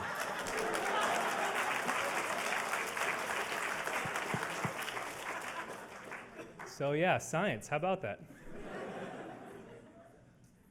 So I'm going to ask the first question while everyone comes to, you can come talk to Mike or come talk to Juan right here. If you have questions, please go ahead and come now and line up and ask some questions. I'm going to start us off with a question. Nabeel, what is the best argument against the resurrection that you've ever heard, and why is that not sufficient for you? Yeah, I would argue it's that. The best argument against the resurrection is an attempt to disqualify any supernatural phenomenon. So, in other words, the investigator would say, I'm a historian or I'm a scientist, and it's inappropriate for me to conclude a miracle has happened. And so the argument is attempting to define the parameters of the question such that you can't even conclude a miracle happened. But like I mentioned in the talk, that is not an appropriate method of investigation. I think when you have a context that calls for the potential of a miracle to have happened, you cannot automatically presuppose or preclude that miracle or presuppose reasonings against that miracle. So to give an example, let's say we had a camera. Remember the story about the man who had a bottle of oil drop on his head. Let's say we had a camera focused on that man when he was praying. And as he was praying, he then received the word, well, go to this house and 5 doors down, or 5 blocks down, people will pray for you. Let's say that was caught on camera, and you hear that on camera. And then let's say the healing was caught on camera as well. If a historian were to investigate those videotapes, I would say it is his duty to conclude a miracle has happened. He can't just say, well, I see it on the camera, I see what happened, I see the data, I see the evidence, I see the man, I see that he's healed, but I can't conclude a miracle has happened. No, you are now trying to superimpose naturalistic presuppositions. You're precluding the most likely conclusion based on your biases. It would be your duty to conclude a miracle has happened in that context. And so I don't think historical investigation naturally precludes the occurrence of a miracle. I do think that we shouldn't jump to miracle. You shouldn't just say, hey, a miracle happened. You should not do that. It should be the result of best explanation within a certain environment. And in this case, it absolutely is.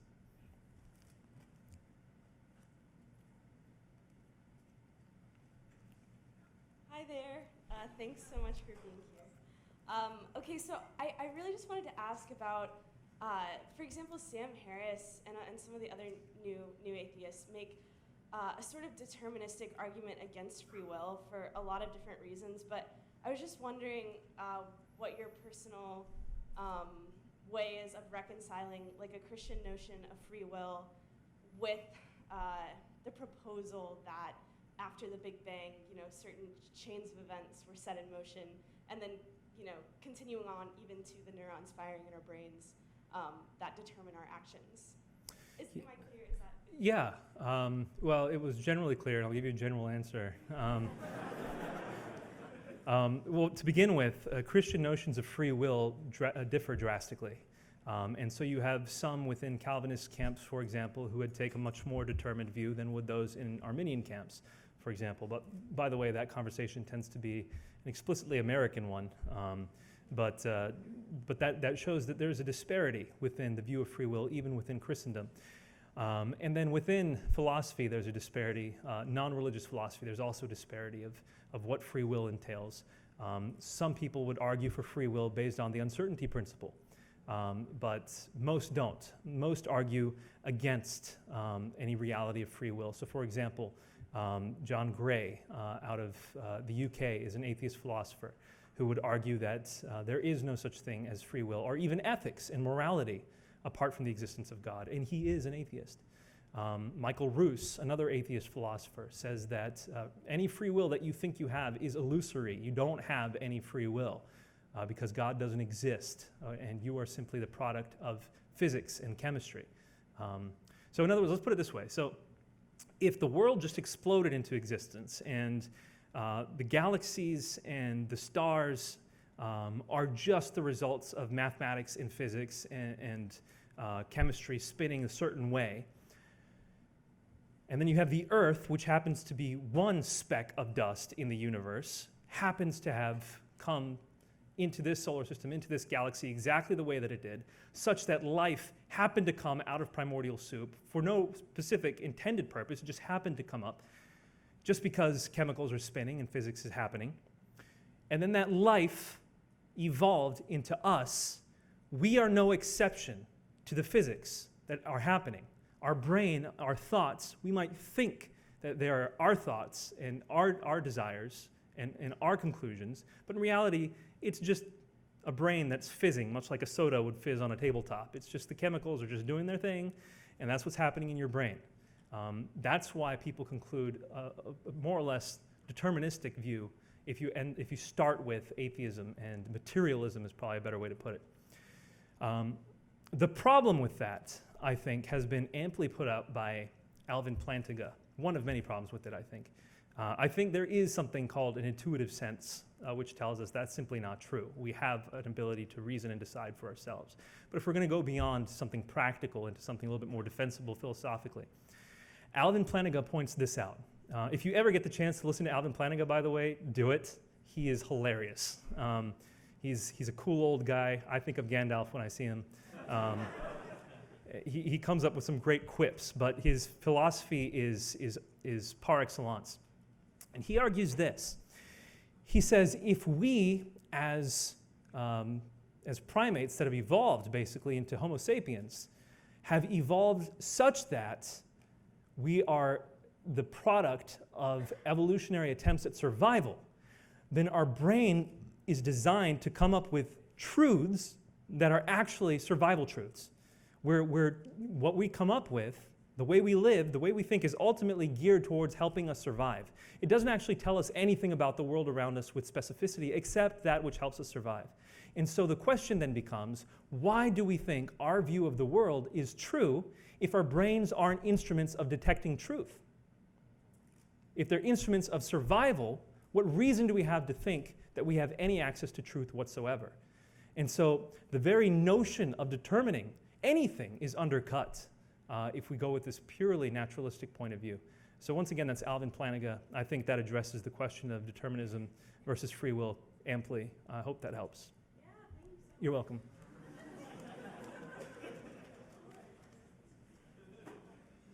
Hey, I just had a quick question. So, in your three kind of principles of the resurrection, you mentioned Jesus' enemies believing in him, and you specifically referenced Paul. What would you say to people? You know, there are some people who believe that Paul was crazy; he never met Jesus. So, how would you reconcile that as a foundation, I guess? Yeah, great question. Very, very, again, so I was talking about scholars of the historical Jesus and what their views are.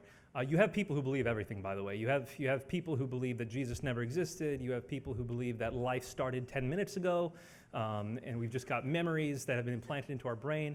You've got people who take the Matrix way too seriously. So you have people of all kinds. I'm trying to limit the views to those who are experts in their field. And of the experts in historical Jesus studies, virtually none believes that about Paul.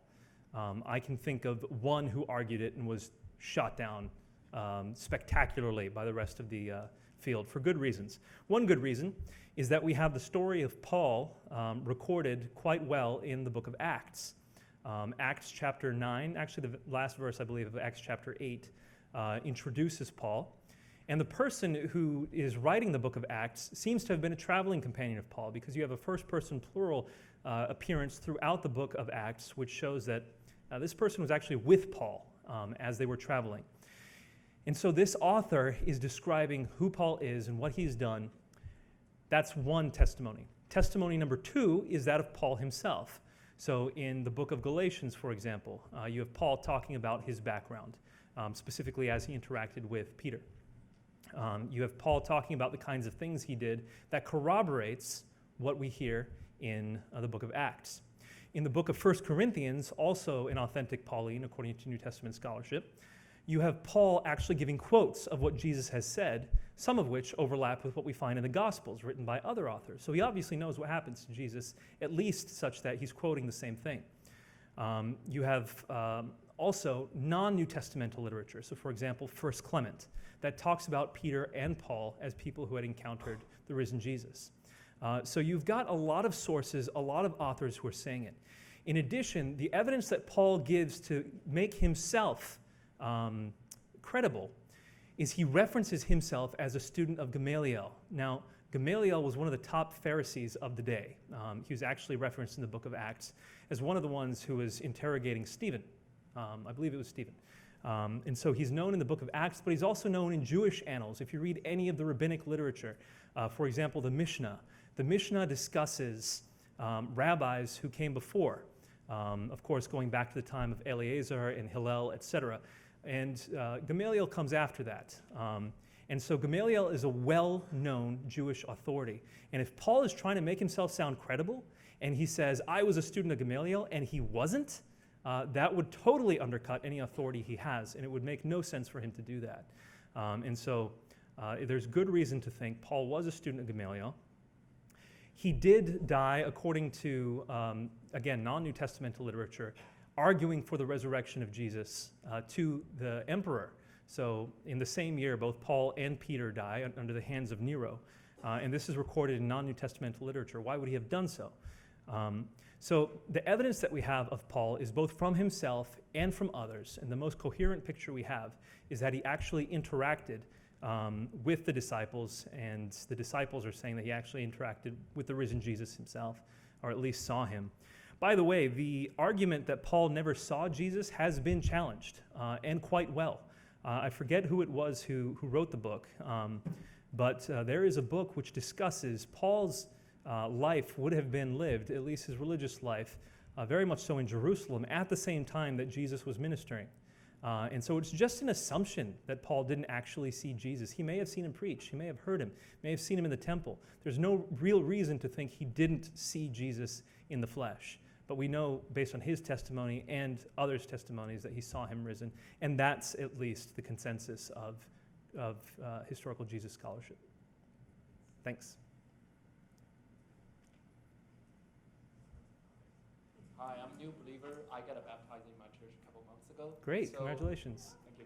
So I was wondering, like, I believe resurrection, but how about the other stories in the Bible? For example, the story of Jonah. Like, do you see those stories as a sort of metaphor to help people understand, or do you see those as historical fact? Like a man can literally stay in the stomach of fish for like 3 days. I don't know. So I will answer your question from two perspectives. We have to understand that there's a lot of disagreement even within Christendom. So what I want to start with is people will often say, I'm not becoming a Christian until I can know that the Bible is the Word of God. And I'd say that there is good reason to do that. But on the flip side, the earliest Christians became Christians before the New Testament was ever written. So even before the 27 books of the New Testament were written, you had Christians. And never did they argue, I'm a Christian because I trust the Bible. Not once did people argue that. So even within the first generation of Christians, you had Gentiles who are non-Jews becoming Christian. And never are they argued into Christianity because, hey, look at what the Old Testament says, and you know the Old Testament's reliable, therefore you should become a Christian. The argument that is used is Jesus rose from the dead. We saw it. You can talk to these 500 people who saw it. Therefore, you should become a believer in the risen Jesus. And once that was taught, then people would teach these Gentiles, hey, here's what Jesus believed. Jesus believed in the inspiration of the Old Testament. And so the reliability of the Old Testament comes through the fact that these people are holding Jesus as their Lord. And Jesus taught the reliability of the Old Testament. So that is the angle through which I trust the Old Testament and New Testament as well. It's because I follow Jesus as Lord. So once again, just to make this a bit more clear, when I became Christian, it was never because I said, the Bible is the Word of God, it says Jesus is risen, therefore I'm Christian. No, I never followed that. That's circular reasoning. I said the historical evidence is solid. Jesus claimed to be God, and he proved it by rising from the dead. From a historical perspective, we can conclude this. And once I conclude that, I can then ask myself the question, what was Jesus' view of the Scripture? And Jesus' view is that he trusted the Old Testament, and he gave us reason to expect the New Testament would come. Therefore, I trust the New Testament as well. So now getting to your specific question on the book of Jonah. That story, I believe it happened. There are Christian theologians, though, who would argue that some of the books of the Old Testament are designed to teach from a parabolic point of view. So Jesus would teach parables. He would say, in a certain city, there was a woman who was a widow, and there was a judge, and she went to the judge for justice, and he wouldn't listen, etc. So he gives this, once upon a time kind of parable. And you know that when he says things like, in a certain city, that he's opening up with a parable, it's not meant to be a historical reality. It's, hey, this is a story from which I'm going to extract truth. Some Christian theologians say the same thing about the book of Jonah. They'll say the book of Jonah was a story which was designed to teach truth. They'll say the same thing for the book of Job. They'll say that doesn't mean that this is not inspired. That doesn't mean it's not the Word of God. It was designed for the same purpose that Jesus designed his parables. And so they'll argue from that perspective. I'm not convinced by that perspective. I think Jesus actually treated Jonah as a historical figure. We see in Matthew chapter 12, Jesus refers to Jonah more or less in a historical fashion. And so I believe, once again, grounded in Jesus, that this is actually a true event. But all that to say, there is latitude within the Christian faith. And so we shouldn't, just because we don't follow a certain view of Christendom doesn't mean we should throw the baby out with the bathwater, if that makes sense. Thanks.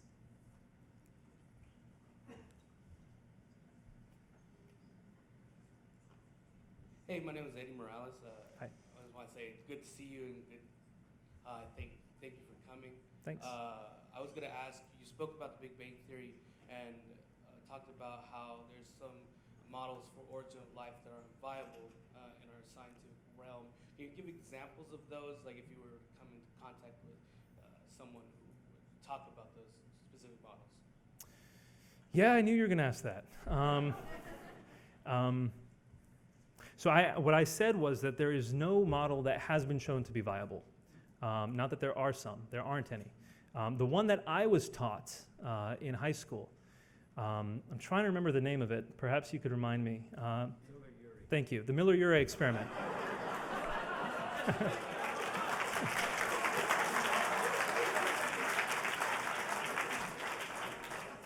That reminds me of a joke. I'm not sure if you've heard it, but there was a lecturer who was going from town to town preaching the lecture, and his driver had heard it so much that he said, "I can preach your lecture just fine. You don't need to do it." So the lecturer says, "Fine, go ahead."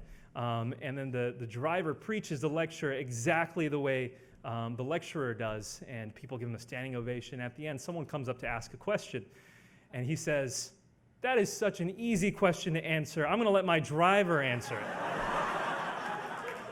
So right now I feel like the driver in lecturer's clothes when I have Dr. Tour next to me.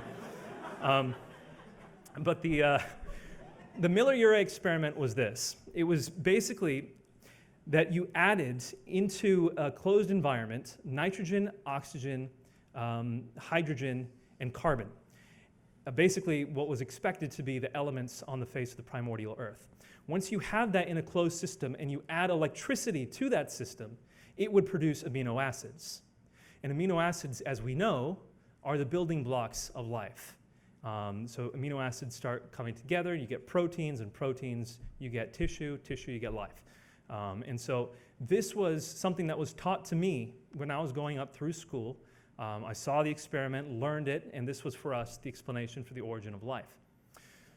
The reality is, though, that the Miller-Urey experiment was shown to have fudged the data tremendously. So this is, again, where the repetition within scientific inquiry is important. When people tried to reproduce the results of the Miller-Urey experiment, what they found was the vast majority of the products of this experiment were organically inert. They could not produce life. Another problem was that these chemicals lacked the chirality of life. So if you study organic chemistry, you will know that there's handedness in molecules. Certain molecules have handedness, left-handed versus right-handed. And the molecules which are the basis of life are uniformly chiral, whereas they're sided. Whereas the products of this experiment had an equal amount of each side, which does not concur with what we know about life. And there are more problems with the experiment. I'd have to look at it again to get you all the details. But that was the one that was hailed as the best explanation. Oh, yeah, here was another one. The assumption that those were the four chemicals that existed at the beginning of the Earth was just that, an assumption. And in fact, the more we studied it, the more we realized those were not the chemicals that existed on the face of the Earth initially. You had, an oxidized environment in one assumption, and that simply wasn't the case. So those are some of the problems with the Miller-Urey experiment, and that was the best explanation. There are other explanations, but they all tend to have significant problems. And so once again, I say, it might come down to it in maybe 100 years where we have a viable model. And if we have enough faith in science to believe that, that's fine. But as for now, abiogenesis has no good non-theistic explanation. You're welcome. There are other things, by the way, that have no good non-theistic explanation. So, for example, consciousness. You have, Daniel Dennett has tried to argue that there's a foundation for consciousness, but once again, most scientists conclude that not only is there none, but there can be none. But we can get into that in another time. Thanks. Hello. My question, well, first I have to give the background. Can you give the background in the form of a question? In 2006, there was a New York Times article that reported on a study that was trying to show the efficacy of prayer after surgery. And this study was done on 1,800 patients across 6 hospitals who all underwent coronary bypass surgery. And the researchers split the 1,800 patients into 3 groups. One that received prayer and knew about it, one that received prayer and didn't know about it, and one that didn't receive any prayer at all. And the group that received prayer and didn't know about it did just as well in their recovery as the people who didn't receive prayer. And the group that received prayer and knew about it actually did worse, possibly because of performance anxiety. So my question is this the proper intersection of faith and science, and how should we view those results? Yeah, great question. I would have to look at the methodology of the experiment. I recall having done so, and I saw some issues with the methodology. I can't recall what they are now to be specific, but it's important to look at the methodology for one. For two, that was one experiment, and there are other experiments that have been done that did show a correlation between prayer and healing. And so we can't necessarily lift one up above another. Now, the population sample is quite high in the one that you're discussing, that's true. But it was an experiment conducted by one body amongst others. So what we should do is a meta-narrative, a meta-assessment of a variety of surveys and studies that were done. But the thing that resonates most with me is that when we're talking about God, we're talking about a person, or 3 persons if you believe in the Trinity. And frankly, persons don't like being experimented on. And so if you were going to do an experiment with me, a double-blind experiment with me on 18,000 people, and how I would react to them in a given situation, I would go out of my way to say, no, you're not going to experiment on me. I don't want that. We have to take into account that God is a person, and he has a will of his own. So when you treat him as a mechanism, as a system, I think that is repugnant to him. And I think that's what that study was doing. Also, I do believe I recall some of the issues with the methodology. Some of the people who were praying didn't actually believe in prayer, for one. They didn't make it an effort to find people who believed in prayer. They also didn't make it an effort to see if the people praying or the people receiving prayer had faith in the healing. And that's actually something that Jesus talks about quite a bit, that you're supposed to have faith in the healing, either the person praying or the person receiving prayer, both. He doesn't specify exactly what that equation should look like, but faith needs to be there, faith for healing, and that wasn't a part of that research. So I'd say that there are experimental flaws, but ultimately you can't put a person in a test tube, and that's what people were trying to do with that study.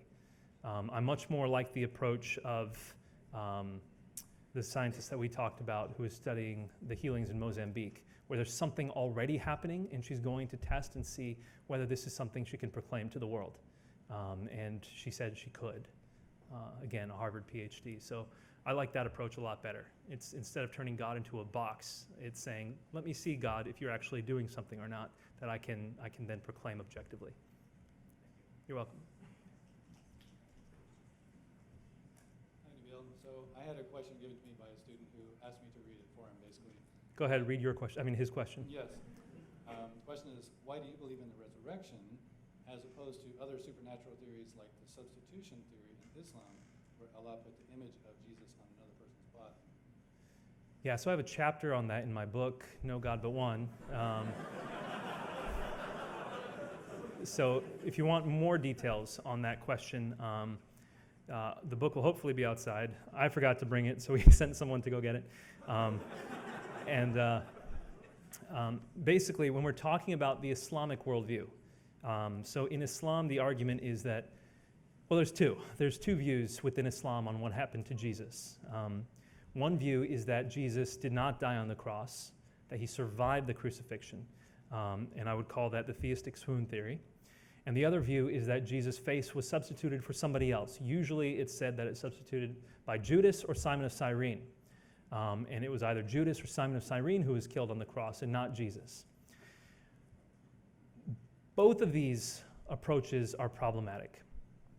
Number one, I'll start with the main view, which is the substitution theory. When you look at the Quran and you see what the Quran says about Jesus, what you find is that the Quran usually gets its information about Jesus from apocryphal gospels or Gnostic gospels. So, for example, the Quran talks about Jesus giving life to clay birds. That isn't something that actually happened. That's a story that was invented well over 100 years after Jesus died, and it's something that we find in the infancy gospel of Thomas. It's a fascinating story. I think it's hilarious. What Jesus is doing in the infancy gospel of Thomas is he's being a little mischievous brat, basically. He's like, hey, cool, I have superpowers. And so he goes to people who annoy him, and he kills them or strikes them down or something. And when people are like, hey, why are you killing people, Jesus? He's like, oh, okay, fine, and he raises them up. And so it's a book that's meant to be entertaining and apocryphal. Well, one of the stories in that book is that Jesus was making clay birds on the Sabbath. Now, you're not supposed to make anything on the Sabbath as a Jew. And so people went up to Jesus' father and they said, or they went up to Jesus and they said, why are you making things on the Sabbath? And Jesus is like, I'm not making birds, I'm playing with birds. And then he blows life into those clay birds, and the birds fly away.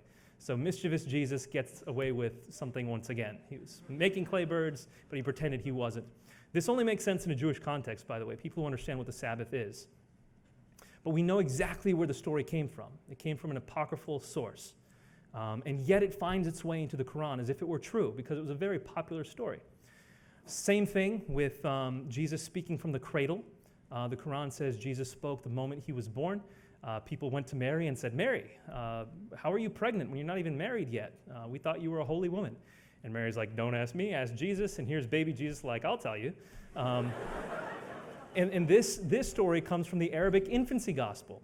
So the Arabic infancy gospel is a gospel which says Jesus is the Word incarnate, the eternal Word. And so once you believe that he's the eternal Word, it's one step away from saying when he was a baby he could speak. And that's what that gospel says, able to even speak from the cradle. But it was speaking more testimonially, not physically speaking. Yet the Quran picks that up and says this is what Jesus was able to do. He was able to speak from birth. Once again, an apocryphal story finding its way into the Quran. The story that Jesus was substituted, which is the one you questioned about, was one that comes from an apocryphal source as well. This one from a Gnostic gospel. It comes from the Gospel of Basilides, a 2nd century gospel where you had more or less a Docetist view that Jesus seemed to be physical, seemed to be real, whereas in reality he was supernatural, he was ethereal. So he had no body that could be crucified. He was so divine that he had no body that could be crucified. So the person who was crucified was substituted in his place, argues the Gospel of Basilides. And in this case, I believe it was Simon of Cyrene. When he went to carry the cross, his face, Jesus' face, was placed upon Simon of Cyrene. They crucified him while Jesus stood aside laughing. And so you have what appears to be that Jesus died by crucifixion. And what the Quran says in chapter 4, verse 157, is he was neither killed nor was he crucified, but so it seemed. Almost directly out of the Gospel of Basilides. But once again, it's a Gnostic source. It's not a historical source. So for these reasons, I would have significant issue accepting what the Quran says about Jesus. But beyond that, there's a theological concern about believing that Jesus' face was substituted upon somebody else. If Allah kept Jesus alive by putting his face on somebody else, such that all the disciples believe Jesus was raised from the dead, and you get the start of this religion called Christianity, where people think Jesus is God. In fact, more people in all of history subscribe to this religion than any other.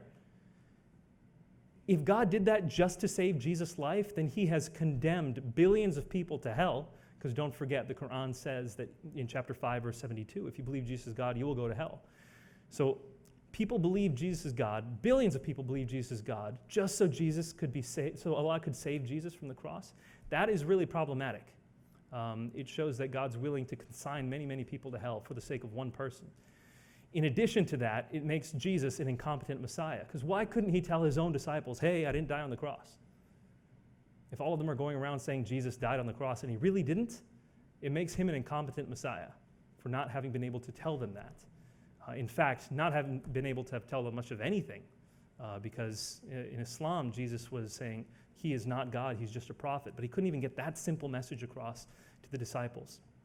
So those are the main issues I have with those theories. The theistic swoon theory, of course, the main issue I have is it goes against all the evidence. Jesus did die by crucifixion. So, but I have, again, a whole chapter on this in No God But One. Thanks. Hello. So my question is about us being made in the image of God.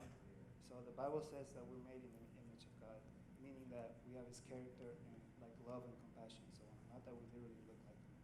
And so sometimes when I talk to people about that, they say that animals are also made in that image because they have love and compassion for each other, saying that we're no different. So how would you argue that we're different from animals?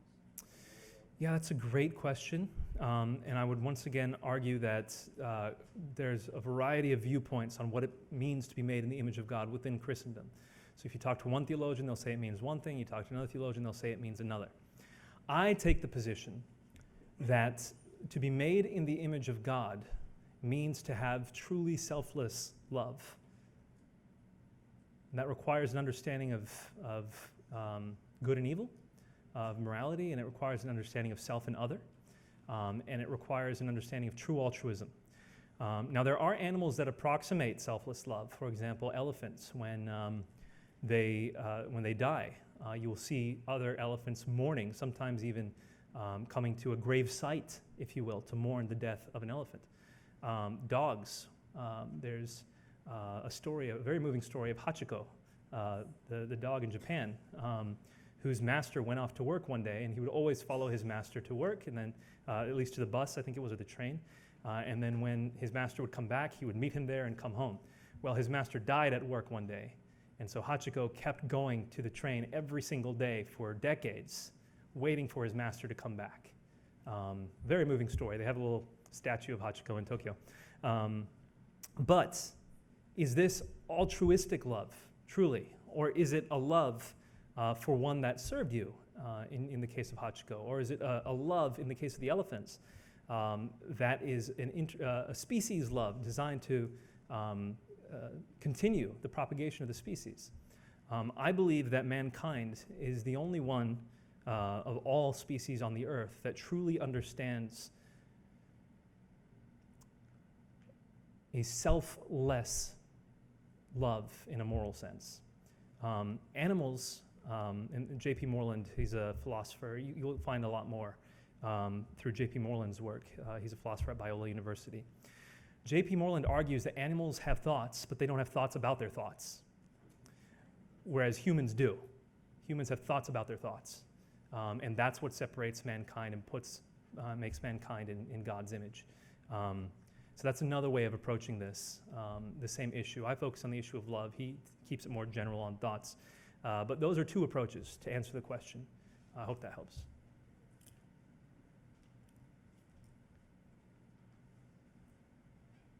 Hi, my question is about kind of the historical emergence of Christianity out of the Jewish faith, and who are a particular group of people in the Middle East at the time that I guess Jesus was born and then lived his life.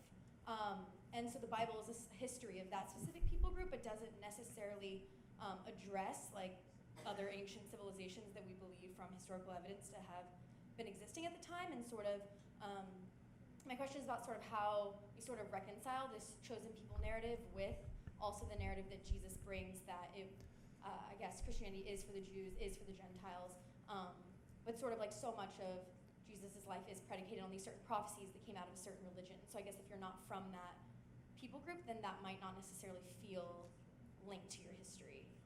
Yeah, it's a great question. It really is, because that was a prominent issue in the early church. What do we do with these Gentiles? Do they have to follow the law or not? Such that there were multiple councils held to discuss how did Gentiles interact with Jews. When you look at the Old Testament, the Tanakh, the Hebrew Scriptures, what you will find, as opposed to most documents that try to uphold a specific people group, usually their own people group. So if you have, for example, the Vedas, which talk about Indian history, generally speaking, there is an elevation of that people, which is clear and pretty much incontrovertible. In the case of the Old Testament, you don't see that. You do see God saying that you have been chosen, he says to the Jews. But what he says, and I believe this is in Deuteronomy chapter 9, it might be Deuteronomy chapter 7, what he says is, you have been chosen to basically receive the blessing or the curse. In other words, if you follow me and you do what I tell you to do, you'll be blessed above and beyond all people. But if you do not do what I tell you to do, you will be cursed above and beyond all people. So it's not elevating the Jews, because what we find out actually throughout the books of the Old Testament, after you get through the Pentateuch and you get through the prophets and the other historical writings in the Old Testament, starting from Joshua and on, what you find is the Jews do not actually follow God, and they do get cursed more than any other people group, such that it explains the destruction of the temple and dispersing of the Jews amongst the Babylonians. So as opposed to many nationalistic writings which lift the people up, the Old Testament time and time and time again points to its forefathers and says, look how they messed up, look how they messed up, look how they messed up. And that is really, I think, among the unique characteristics of the Old Testament, such that it invites other people groups in. So let's look, for example, at the book of Jonah, as was described earlier. The Ninevites are sinning. Jonah is sent to proclaim to the Ninevites that they should repent. The Ninevites have no inkling about the Jewish God, none whatsoever, and yet when they hear the message, they repent immediately, which makes them look far better than the Jews have looked throughout the Old Testament. And yet this is a story which is embedded deeply within the psyche of the Old Testament. And in the New Testament, like I said, it appears in Matthew chapter 12. So time and time again, you have this book, the Bible, which shows that other people groups are tremendously well respected, sometimes even made to look better than the Jews. Also, you find within the Pentateuch laws which uphold the sojourner. So non-Israelites, non-Hebrews traveling through Israel are given a lot of respect and accorded great treatment throughout the Old Testament. So you find that this intersection of the Jews and Gentiles to be not one that's, as it's often caricatured, as extreme animosity. That's simply not the case.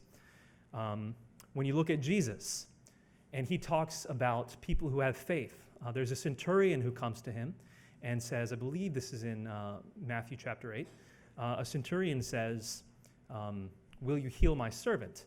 So here's a guy, a centurion, who loves his servant. You don't even see love like that in much of the rest of the Gospels.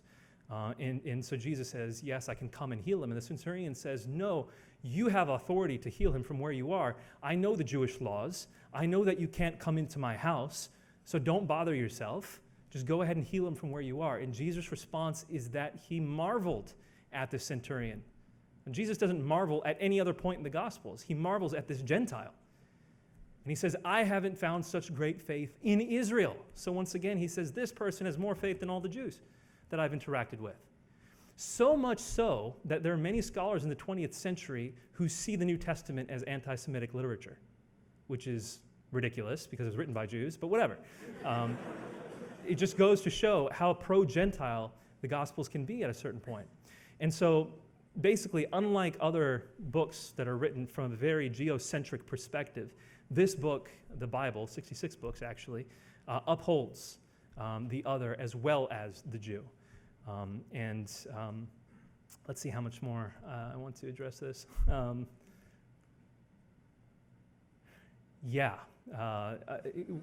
When you have the New Testament developing, you see the message in the book of Acts saying, so Acts chapter 1, verse 8, that the message is supposed to start in Judea and go to Samaria and then to the ends of the earth.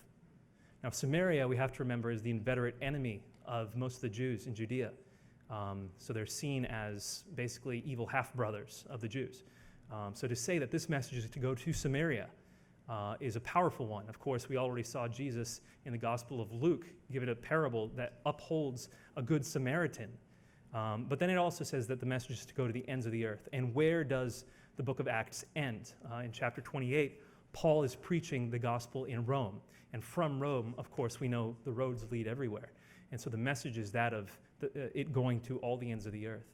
So built into the Christian message is the reality that this is for all people. And the discussions, for example, in the book of Galatians, which discusses whether Gentiles are supposed to follow the law, are an elaboration of that. I hope that helps. Thanks. Hi, Mr. Nabeel. I have a question.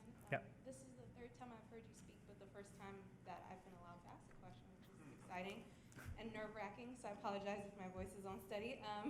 I have a friend who I've known for 15 years. She grew up in a home of non-believers. I grew up in a home of believers, yet I'm not well-versed in Christianity. Yeah. So she always says when I tell her that, yes, kind of a point you mentioned, the disciples stand by Jesus' resurrection, even non-believers in that time that you call the enemies stand by his resurrection, and they saw it. She goes with the whole hallucination theory you were mentioning, because she says there's plenty of people who believe aliens exist. They say they were abducted, they've seen ships. Same thing with Bigfoot, Loch Ness Monster. So what would you say to her to argue back that, what she tells me? Yeah. So there are, Bigfoot sightings.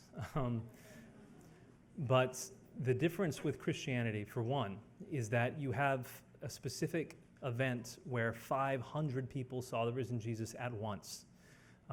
So this is actually provided in 1 Corinthians 15 as the basis for the establishment of the church. Paul says, I passed on to you as of first importance what I also received, that Jesus Christ died for our sins according to the Scriptures, that he was raised on the third day, and that he appeared to Cephas, and then to the 12, and then to 500 at once, most of whom are alive, but some of whom are asleep, and then last of all, as to me, as one untimely born. The phrase that Paul uses to say, I passed on to you as of first importance what I also received, is actually the word historeo. So in other words, this is history. This is what's been passed on as fact, not as just hearsay. That Jesus Christ died on the cross and rose from the dead, and 500 people saw him at once. If you look at the book of Acts carefully, start, for example, with Acts chapter 1, when they're trying to replace Judas, and they're saying, who can we have replace Judas as one of the 12? The criteria required to pick someone was you had to have been with Jesus from the beginning, and you had to have seen him raised from the dead, so that you can proclaim the gospel. In Acts chapter 2, what do you see? Peter preaching the gospel. He was an eyewitness of the resurrection. That happens consistently throughout the gospel. Acts chapter 10, it's Peter and his companions who saw the risen Jesus. In Acts chapter 13, it's Paul and his disciples who saw the risen Jesus. So this message is spread by people who claim to have seen him and then who are willing to die for that belief. So it's not just, hey, I saw Bigfoot. It's, hey, I saw Bigfoot and I will die for that belief. And that's not something you generally see. And also it's, and I saw it with 499 other people who are also willing to die for this belief. So this goes above and beyond simple sightings. It's a group, and it's the willingness to truly die for their beliefs, which is why the scholars who study the historical Jesus say, look, they really believed it. People who have Bigfoot sightings, do they really believe it? I don't know. Some do, some don't. I don't know. But when it comes to the disciples, they really believed it. In the case of, again, Paul, you had someone who wasn't following Jesus, had nothing to gain from saying he saw the risen Jesus. In fact, he lost everything, ultimately his life, for saying he saw the risen Jesus. So if you're willing to give up that much for your claim and then to die, you're much more credible than someone just saying, ooh, I was abducted. Not to say people weren't abducted. I'm not gonna draw that judgment. Maybe they're abducted by aliens, sure. But I'd be much more likely to believe them if they were willing to die for it and 500 other people were abducted at the same time. Then I'd be much more willing to believe it. You're welcome. Nabeel, this is our final question. Christians make a big deal about the bodily resurrection of Jesus. is it possible that the resurrection could have just been spiritual? And if not, why is the bodily resurrection important or meaningful? Yeah, and there's disagreement among scholarship on this issue. So for example, I studied at Duke University in the New Testament department, and there were many who were there, professors who would call themselves Christian, but very few who actually believe in the bodily resurrection. I do believe that the New Testament says you have to believe in the bodily resurrection. 1 Corinthians 15 makes that pretty clear. What was the second part of your question? Is it possible that it was spiritual? And if not, why is the bodily resurrection important? Yeah, so the view of resurrection in that time was a physical one. For example, I believe it was, who was it? Was it Joseph who asked for his bones to be taken? It was Joseph who asked for his bones to be taken when ultimately the Jews would go to the Promised Land. Why? Because it was viewed at the time that the bones themselves would be restored to life. The tombs throughout Judea often had bones that were placed there, which were, the reasoning behind which was that these are the very bones that will be raised. This is why Jews weren't cremated, and why when their bodies were desecrated, for example, by the Romans, it was seen as a tremendous affront. That was the view of resurrection. So to impute upon Jesus the view of a spiritual resurrection, I think, is actually anachronistic, and it speaks against what Paul clearly says in 1 Corinthians 15. Now, Paul does say that there is another kind of body once you're raised. That there's the perishable body versus the imperishable body. But once again, it is a body. It is a physical body. Also, Jesus in the book of John says, "If you don't believe it's me, put your finger in my side." And Thomas is like, and so once again, within the Gospel of John, you have more reason to believe. We're talking about a physical resurrection here. So I would say to argue a non-physical resurrection is going against what the message says. It's going against what Jesus was saying when he said, "I would rise from the dead." Thank you so much. It's been an absolute honor to speak to you tonight.